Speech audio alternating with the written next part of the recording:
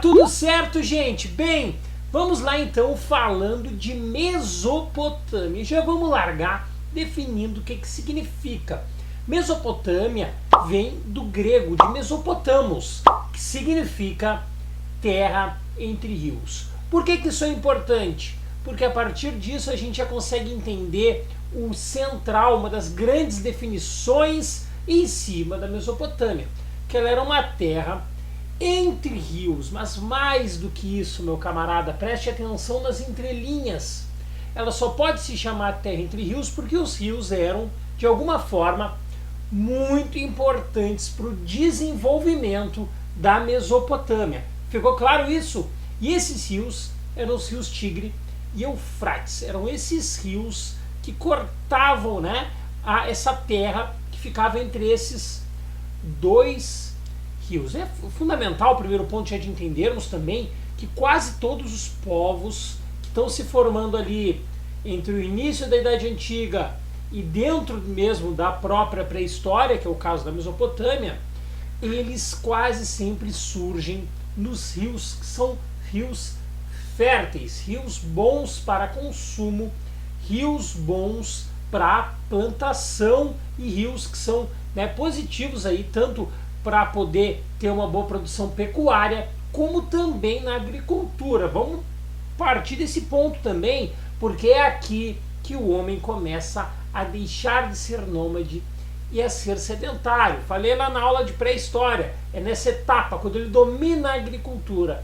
E um dos locais centrais que isso vai acontecer vai ser ali na Mesopotâmia. E essa é uma região que está ali entre o que nós chamamos de crescente fértil. Mas esse é um ponto importante, tá, galera?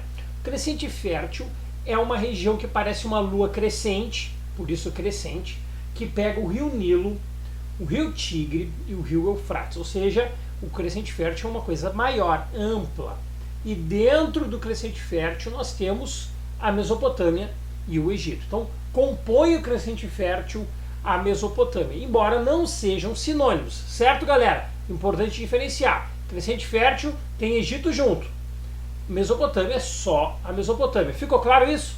Bem, um dos pontos centrais aqui para a gente também ter como largada é que a região ao redor da Mesopotâmia era muito difícil, era uma região montanhosa, uma região difícil de plantar, difícil de viver, difícil de colher, entendeu? Era muito complicado, era muito difícil isso. Mas a Mesopotâmia, ela tinha o diferencial de que os rios Tigre e Eufrates, eles tinham momentos de cheias, né, em que o rio ele estava um pouco acima da sua média.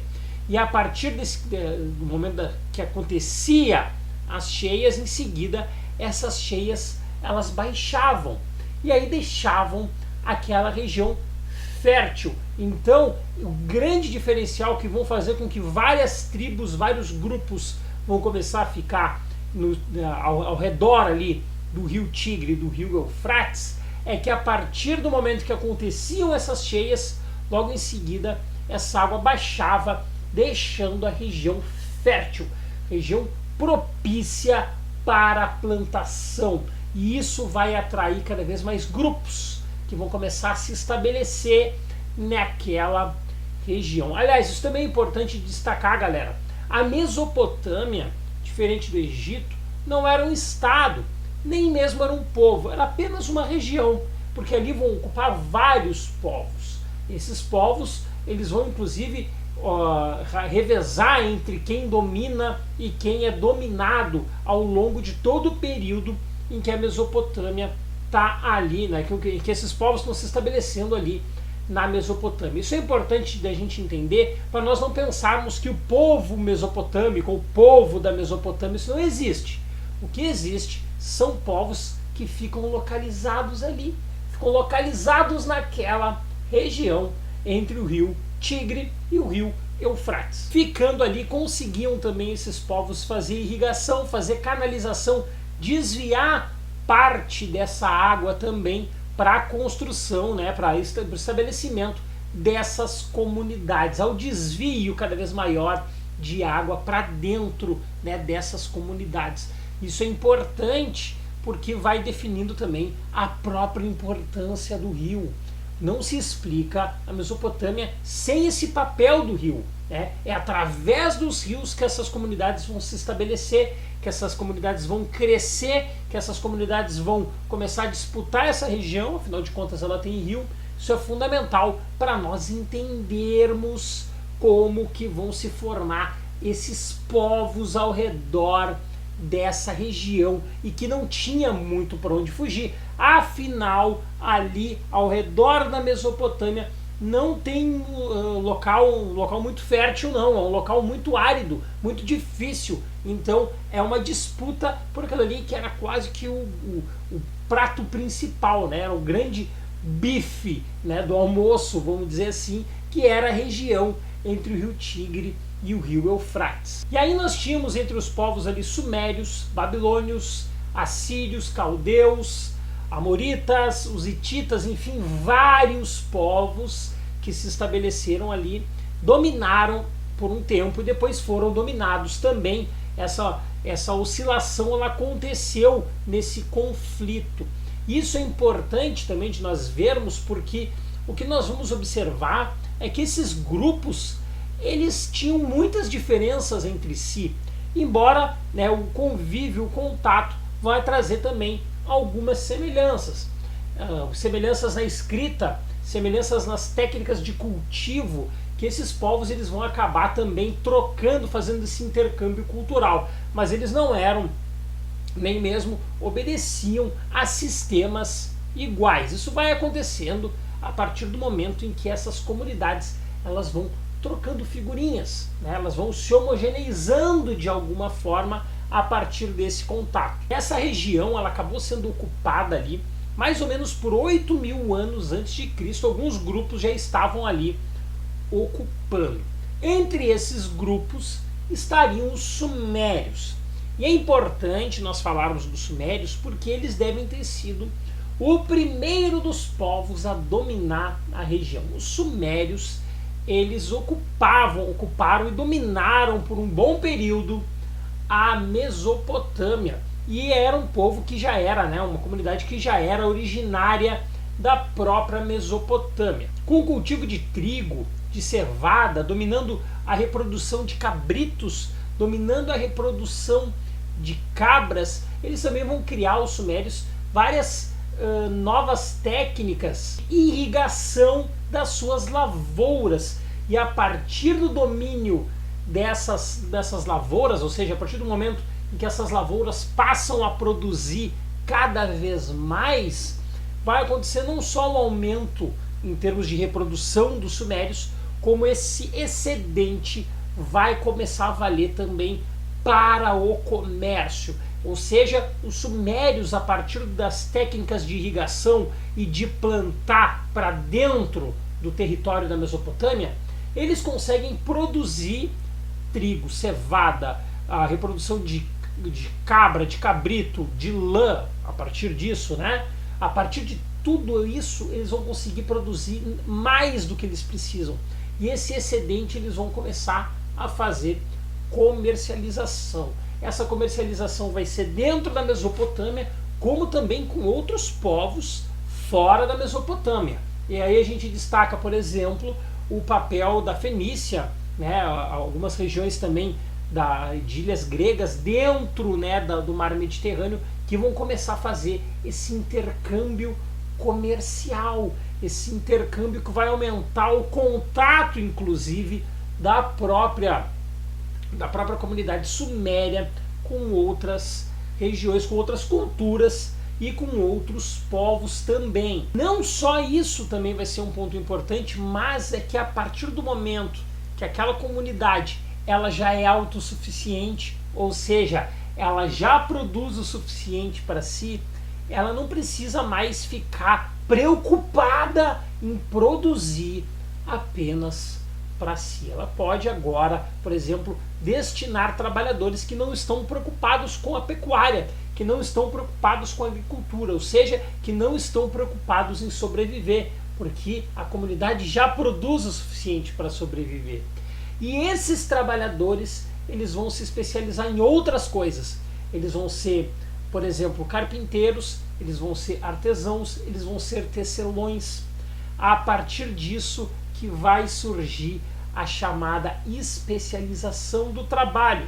Meu camarada, você é muito bom como um carpinteiro, então você vai trabalhar como carpinteiro, não precisa te preocupar em produzir comida. Você que é muito bom em, sei lá, você que é muito bom no comércio, te dedica ao comércio. Você que é muito bom, enfim, qualquer outro tipo de produção que não esteja associada mais à sobrevivência, eles vão ganhando espaço. Vai surgir a especialização do trabalho. Cada trabalhador agora indo para cada ponta, se especializando, dominando a metalurgia, dominando, né, as técnicas militares. Essa especialização surge a partir do momento, né, em que essas comunidades, principalmente aqui os sumérios, eles conseguem produzir o suficiente para sobreviver. Isso junto com o crescimento populacional, porque agora, né, inclusive a expectativa de vida começa a crescer, tem comida garantida. A partir desse momento que as aldeias, as pequenas comunidades, elas vão deixar de ser aldeias, porque elas vão crescer um ponto que elas se tornam as primeiras cidades do mundo. As grandes cidades, as primeiras grandes cidades vão surgir a partir desse instante, o surgimento desses centros, né, que vão ser grandes centros comerciais também vão acontecer aqui. Milhares de pessoas passaram a viver dentro dessas cidades. É importante dizer que, em geral, essas cidades elas eram relativamente autônomas, não tinham um poder central. Por isso que, inclusive, muita gente nem chama de cidade, mas chama de cidade-estado. Aliás, já pega esse outro macete. Toda cidade-estado é uma cidade, ou seja, um bloco menor, mas independente politicamente. Tem bastante liberdade, não depende de um poder central. Por que as cidades hoje não são cidades-estado? Porque elas são subordinadas, no caso do Brasil, a um estado e ao governo federal.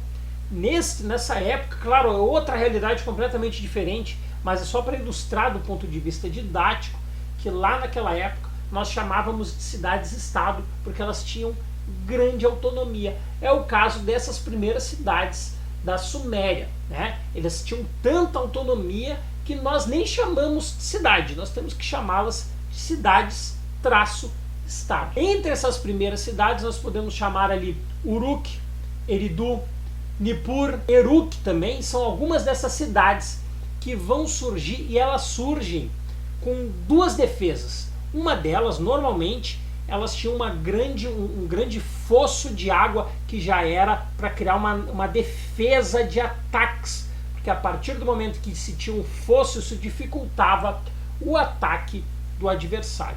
E junto com isso, né, junto com esse fosso, tinha também uma muralha também visando a dificultar o ataque de grupos inimigos, né? Essas cidades surgem preparadas para se defender dos constantes ataques que aconteciam dentro da Mesopotâmia. A Mesopotâmia é uma região de bastante conflito ali dentro daquele contexto. Isso se aplica aqui do porquê que essas cidades vão ter tantas estruturas, afinal de contas, estruturas de defesa, estruturas que são preparadas para enfrentar o inimigo, para enfrentar o adversário que queira invadi-las. Essas cidades, elas também, como toda cidade, elas vão ter uma intensa troca comercial. E veja bem, a partir dessa necessidade que os sumérios eles vão se ver obrigados, inclusive para fazer registros desses comércios, a desenvolver um sistema de escrita, um dos mais antigos, talvez o mais antigo do mundo, vai surgir na Suméria. E esse sistema de escrita a gente chama de escrita cuneiforme. Essas eram escritos normalmente com hastes de bambu, feitas em blocos de argila, né, onde se faziam as marcações, e esses blocos de argila eram colocados no sol para secar.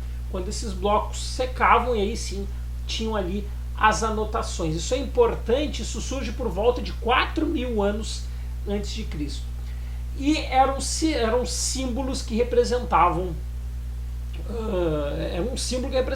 uma coisa. Por exemplo, se desenhava lá a cabeça de um boi, né, isso significava, né, que ali era a representação, na verdade, de todo um boi, e assim por diante, pela necessidade do próprio comércio. Só que a partir da necessidade desse comércio, vai acontecer um outro fator aliado a essa conjuntura, aliado a esse contexto, que cada palavra vai ter um símbolo. Só que daqui a pouco chegou no momento em que tinham muitos símbolos. Na verdade, a escrita da Suméria chegou a ter mais de 2.000 símbolos. Olha só, imagina, super difícil, cada símbolo representando uma coisa. Gradualmente essa escrita cuneiforme ela vai dando lugar a uma escrita pictográfica, aí sim representando sons, aí sim representando sílabas, e aí esse sistema ele vai diminuindo o número de gráficos, né, o número de desenhos, de símbolos, e aí se chega em torno de 600, que ainda é, claro, muita coisa, mas o sistema de escrita desenvolvido na Suméria ele era tão complexo que em algum momento nem se deu conta, nem eles deram conta de conseguir manter esse sistema de escrita. A sociedade mesopotâmica, em geral, nós podemos traçar, né, um padrão, né, com alguma, claro que alguma variação, eram várias sociedades, mas nós podemos sim traçar um padrão. Primeiro, normalmente estava o rei. O rei ele era o chefe militar e também ele misturava poderes religiosos, e na verdade é isso o que legitimava o poder desse rei, porque a partir do momento em que ele era considerado um representante de Deus, ou dos deuses, na verdade, porque a sociedade mesopotâmica ela era politeísta, né, acreditava em vários deuses, isso freava a galera, né?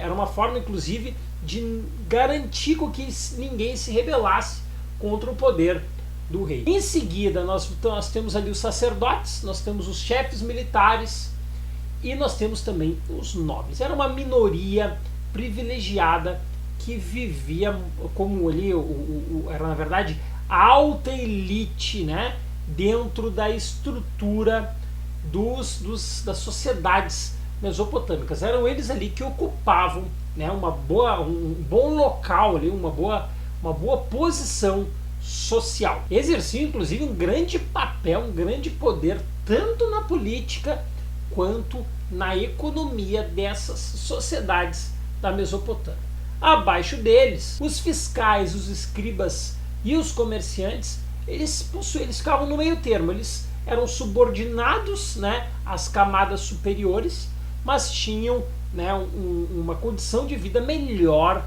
do que boa parte da população que vivia ali nessas sociedades da Mesopotâmia. Um deles, por exemplo, né, os escribas, porque imagina dominar 2.000 símbolos, né, que foram reduzidos para 600 símbolos, mas depois de mais de 1.000 anos. Os escribas eles tinham o privilégio de dominar, por exemplo, a escrita, né, de dominar a leitura e a escrita. Isso colocava eles numa condição um pouco privilegiada em relação à base dessa sociedade, dessa pirâmide social que se estabelecia ali na Mesopotâmia. Já na base dessa pirâmide nós temos camponeses, soldados, escravos, normalmente escravos de guerra.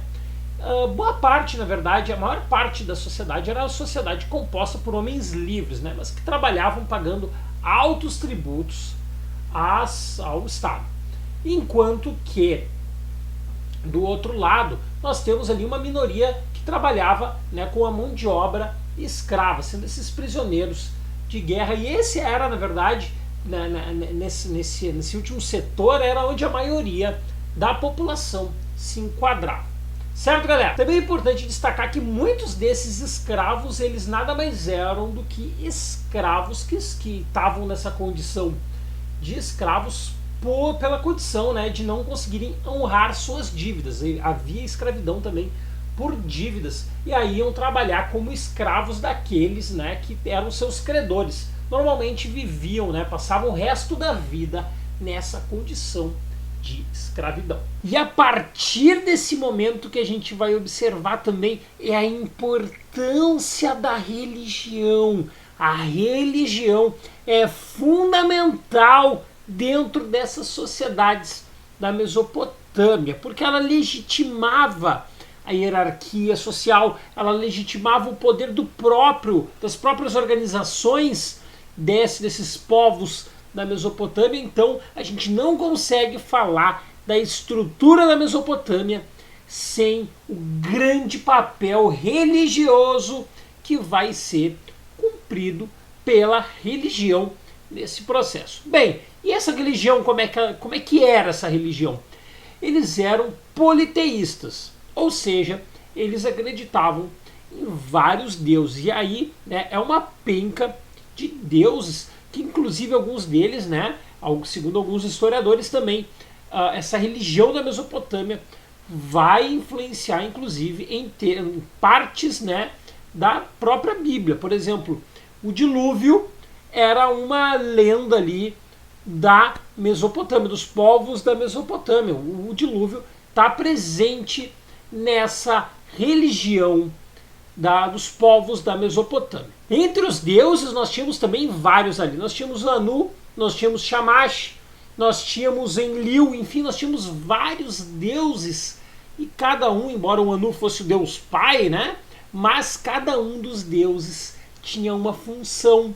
Ou era ali um deus do vento, deus do sol, deus da fertilidade. Olha só, até coloquei agora uma listinha aqui com cada um desses deuses e a sua função. Cada um deles tinha isso, tinha essa área, tinha uma área a qual era de sua, né, responsabilidade, e que os deuses deveriam ser agradados, veja só, para que tudo ocorresse muito bem dentro da Mesopotâmia. Tanto que na concepção desses povos da Mesopotâmia, todos os povos ali, tudo que acontecia no mundo era em razão das ações desses deuses. E cada cidade também tinha um deus que protegia a cidade, e também cada pessoa tinha um deus que lhe protegia. Veja só como a religião ela está ali se misturando no meio de tudo e como ela é importantíssima. Porque tudo que acontecia uma catástrofe, era porque os deuses não estavam contentes com a população. Acontecia qualquer tipo de problema, era em razão disso. E esses deuses legitimavam, por exemplo, né, lideranças como o rei, né? O rei, ele era um representante divino, ele era um representante que, se fosse contrariado, os deuses ficariam contrariados também. Olha só que contexto difícil ali, e que não se explica sem a religião nessa conjuntura e nesse contexto. E uma das grandes contribuições, inclusive arqueológicas, da religião vão ser as construções, né, dos zigurates.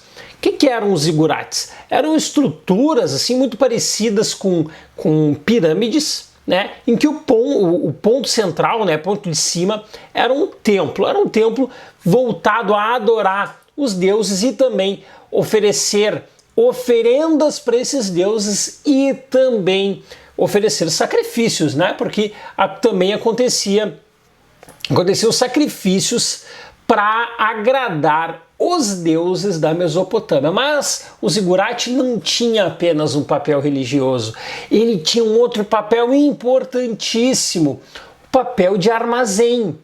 Aquele excedente que começa a surgir na medida em que cada vez mais há uma produção em excesso, esse excedente ele é guardado dentro dos zigurates. Os zigurates são, na verdade, tem duas funções. Uma função, que é a principal, talvez por causa da importância dessa religião, é, claro, o fato de ser um templo. Mas também tem como função, e isso é importante, de ser um armazém. Um armazém que vai guardar ali principalmente o excesso de cereais.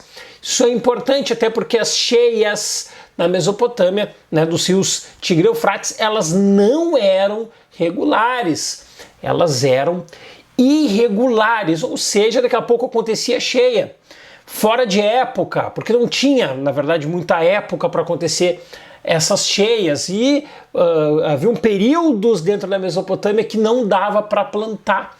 Então era importante também guardar esse excedente para esse tipo de acontecimento. Ficou claro, galera? O zigurate cumpre então esses dois papéis, o religioso, mas também o papel de ser um armazém de grãos e de cereais em geral. Certo? Ficou claro? Bom, embora o primeiro domínio seja sumério, a gente não pode deixar de falar de um segundo povo que também vai dominar depois dos sumérios a Mesopotâmia. Nós estamos falando dos amoritas. Os amoritas, né, eles têm como principal contribuição, né, o estabelecimento do primeiro império babilônico, ou seja, o estabelecimento a partir dos amoritas da Babilônia. E dentro dos amoritas nós precisamos destacar um imperador, o imperador Hammurabi. O Hammurabi do Código de Hammurabi, o código que determina o seguinte: aqui a lei é olho por olho, dente por dente, ou seja, um conjunto de leis, talvez o primeiro conjunto de leis que se tem notícia, que era colocado de forma pública para todos, que dizia o seguinte: se um determinado cidadão cometeu um crime, a punição dele é equivalente ao que ele cometeu. Se ele cortou uma mão, deve ter uma mão cortada. Mas presta atenção, cuidado com o pega-ratão, porque o Código de Hammurabi, que é frequente quando a gente vai falar de Mesopotâmia, o Código de Hammurabi, ele prevê um tratamento desigual. Por exemplo, aquela base da sociedade, né? Aqueles mais pobres, os camponeses, os escravos, eles tinham punições severíssimas no Código de Hammurabi. Ou seja, né, eles pagavam, inclusive, se eles cometiam um crime, o sofrimento como punição era inclusive maior.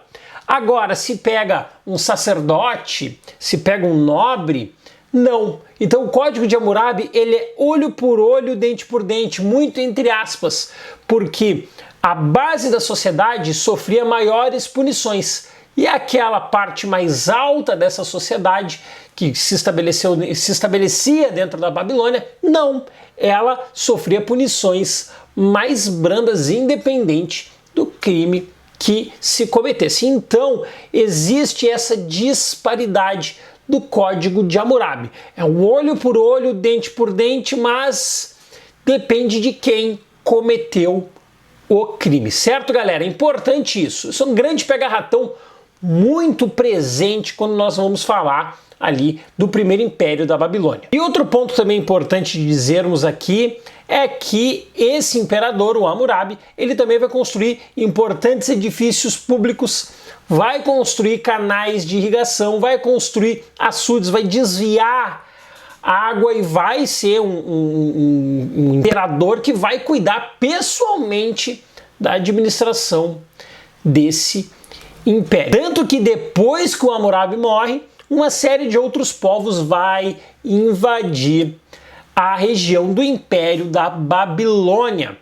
principalmente os hititas. E os hititas, eles conseguem levar, né, a desintegração do Império da Babilônia. Ele fica, na verdade, termina-se o Império da Babilônia a partir da invasão dos hititas, que acontece depois da morte do Hammurabi.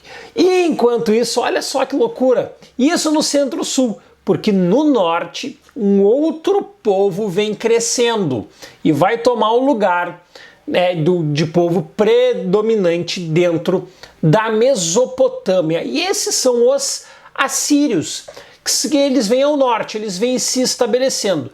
E os assírios tinham uma grande característica: eles eram um povo guerreiro, um povo militar, um povo de luta, um povo muito bem treinado para os conflitos e com uma grande vantagem. Eles dominavam a metalurgia do ferro. Por que isso é uma grande vantagem? Porque a partir desse momento eles conseguem criar armas melhores, armas que são mais sofisticadas que as dos seus adversários. Não é apenas um treinamento militar, mas é também um equipamento militar melhor. E a partir desse momento, os assírios que ficavam ali naquela região norte, eles vão administrando, eles vão crescendo e se tornando o povo predominante da região da Mesopotâmia. Tanto que eles chegaram a dominar não só a própria Mesopotâmia, mas chegaram, por exemplo, na região do Egito, chegaram na região da Palestina, então se espraiaram cada vez mais na própria Síria. Então eles se espraiaram, eles conseguiram dominar a Fenícia. Então era um povo com essa grande característica militar, mas também muito cruel. A crueldade na guerra era uma característica muito presente do povo assírio. E esse lado violento, principalmente também que trazia como característica a escravização daqueles povos que eram derrotados, essa característica ela vai estar presente para agradar o que seria o Assur. Assur era o deus assírio, o deus ao qual eles diziam, né, que eles precisavam agradar a Assur. E faziam isso não só na conquista, mas também, né, com a escravização e principalmente, além da escravização, com a crueldade na guerra. Principalmente, às vezes, os povos já estavam dominados, já estavam subjugados e ainda assim, né, havia um ato bastante forte, né, entre aspas, um ato, entre aspas, terrorista contra os povos que já estavam dominados. Talvez o grande povo militar desse período, sem dúvida, são os assírios. Ações como, por exemplo, cortar dedos, cortar orelhas, cortar mãos era muito comum.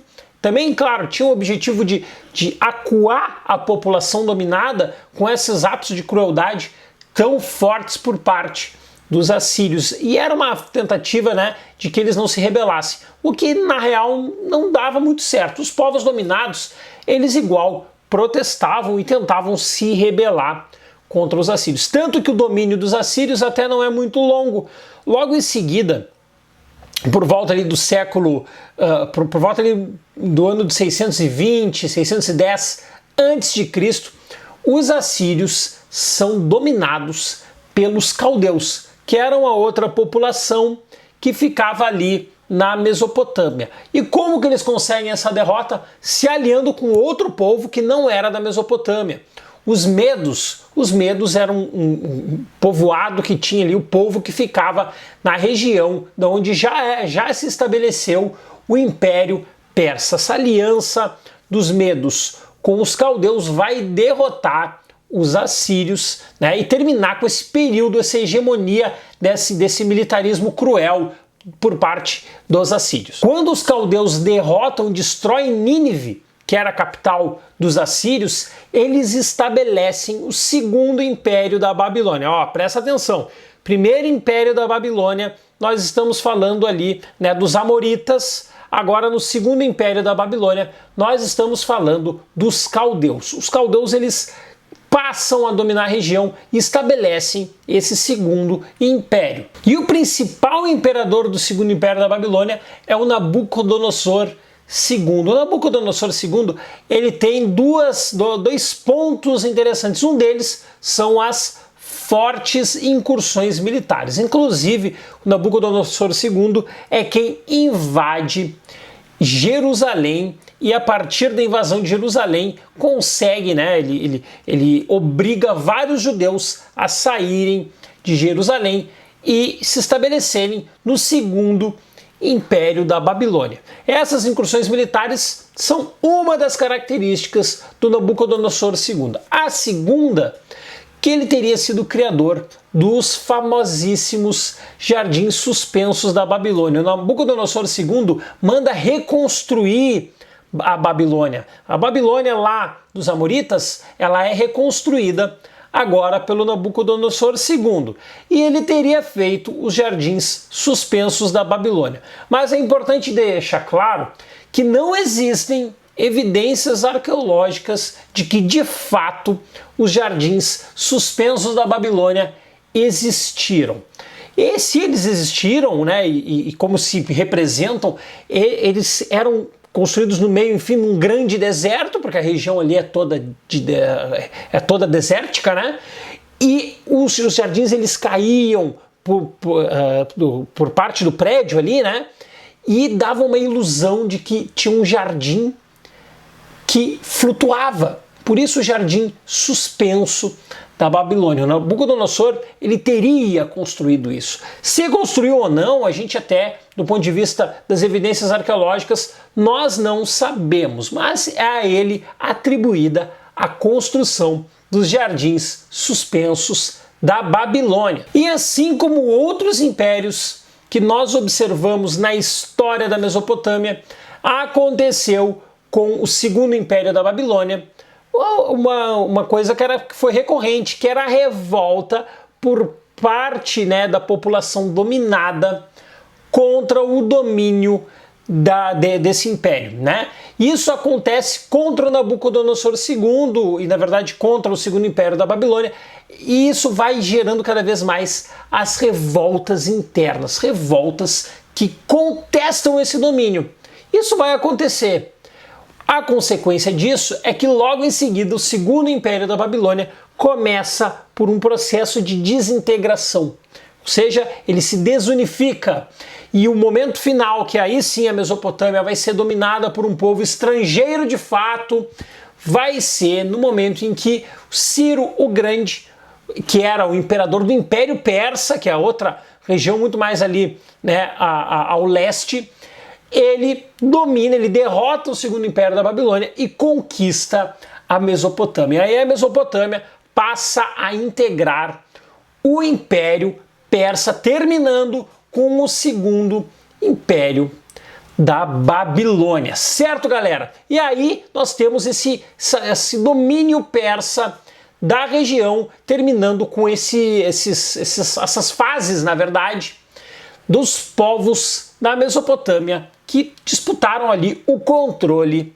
da região. Certo, galera? O vídeo de hoje é esse. Ficou com alguma dúvida? Comenta aqui embaixo. A gente tá tirando a dúvida de todo mundo. Duvida? Então tira a tua dúvida aqui que eu respondo rapidinho. Certo, galera? Valeu! Tchau! Inscreva-se, deixe o teu joinha e ative as notificações.